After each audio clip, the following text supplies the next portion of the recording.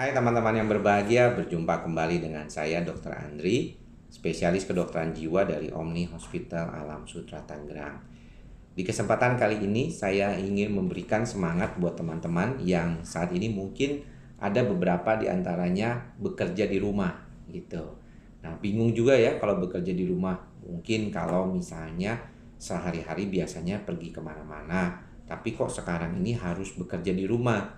Apa yang bisa dilakukan? Tentunya sementara pertama ya selesaikan dulu lah pekerjaan yang sudah dibebankan oleh teman ataupun mungkin oleh bos Anda atau oleh perusahaan Anda bekerja ya.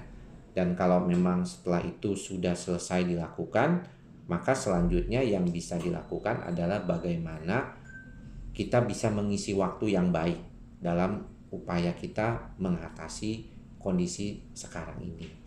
Nah, apa sebenarnya yang bisa kita lakukan mengisi waktu kita nih? Yang paling penting adalah kita mungkin pertama menjauhkan diri dulu dari HP gitu ya, HP. Karena smartphone ini seringkali menjadi sumber kecemasan kita juga.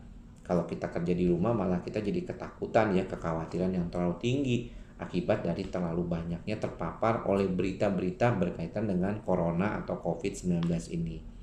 Lalu yang paling penting dilakukan adalah apa yang bisa kita lakukan di dalam kaitannya sekarang ini. Kita bisa juga membersihkan rumah. Membersihkan rumah, kebetulan ini kan masih musim penghujan di akhir dan mulai banyak juga kasus DBD yang bisa membuat kita juga mempunyai masalah berkaitan dengan DBD ini, dan angka kematiannya juga cukup tinggi ya di Indonesia. Dan kita bisa membersihkan rumah, jangan sampai ada air yang tergenang kayak gitu, karena air bersih dan tergenang ini tempat yang baik sekali untuk kuman-kuman, bukan kuman sebenarnya, jentik, eh, nyamuk Aedes aegypti ini untuk bertelur dan akhirnya nanti bisa banyak meningkatkan kemungkinan kita untuk tergigit oleh Aedes aegypti ini. Lalu kita juga bisa melakukan misalnya bermain dengan anak-anak gitu ya. Bermain dengan anak-anak ini salah satu cara yang mungkin juga bisa dilakukan. Karena anak-anak juga libur dan selama ini mungkin kita semua tuh dari pagi sampai malam di kantor, tidak pernah berkesempatan untuk bersama mereka.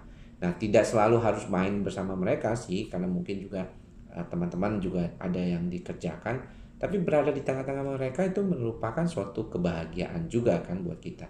Kita merasakan adanya perasaan damai, sejahtera yang berkaitan dengan hal tersebut. Dan saya kira ke depannya kalau kita bisa mengendalikan pikiran dan perasaan kita menjadi lebih baik lagi, paling penting adalah bagaimana kita bisa mengelola apa yang menjadi sumber-sumber daya kita. Misalnya nih, oh saya lagi libur nih, atau kerja di rumah nih, ya udah saya mau ambil kursus online gitu misalnya, atau kita mau ngambil kursus yang lainnya lah. Banyak juga tuh, dulu ada kursus bikin film ya, kursus masak ya, itu bisa juga dilakukan untuk mengisi waktu supaya nggak bosen. Karena kalau isinya jangan dipakai tidur terus. Nah, saya selalu menekankan kepada teman-teman untuk tetap menjaga fungsi tubuhnya seperti biasa.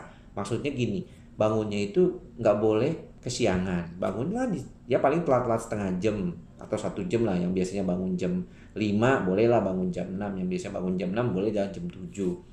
Lalu kemudian lakukanlah olahraga yang teratur ya. Saya tetap melakukan olahraga seminggu 3 sampai 4 kali.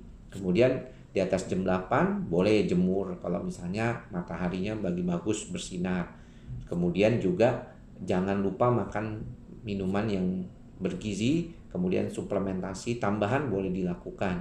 Nah, kenapa? Karena kalau misalnya kita mengubah jam tidur kita, misalnya jam pola tidur kita berubah, maka hasilnya tidak terlalu baik buat nantinya ke depan ketika kita sudah mulai bekerja kembali. Kalau kita tuh sering kali udah berubah, misalnya tidurnya jadi bangunnya jam 10, kemudian tidur siang sampai 2-3 jam. Jangan, tidur siang tuh cukup 30 menit kalau memang pengen tidur siang. Kalau saya memang tidak terlalu suka tidur siang, jadi saya tidak tidur siang seperti biasanya. Jadi hal-hal seperti itu mungkin kita bisa lakukan supaya kita bisa mampu mengatasi pikiran dan perasaan kita menjadi jauh lebih baik lagi. Baik ya, demikian apa yang bisa saya sampaikan pada kali ini. Mudah-mudahan bisa bermanfaat buat teman-teman semua. Jangan lupa untuk menjaga kesehatan jiwa dan raga di saat wabah COVID-19 ini. Teman-teman juga harus ingat jangan terlalu cemas, jangan terlalu kepikiran hal yang aneh, tapi juga harus menjaga pikiran Anda supaya lebih baik lagi. Sampai bertemu di lain kesempatan. Salam sehat jiwa. Bye-bye.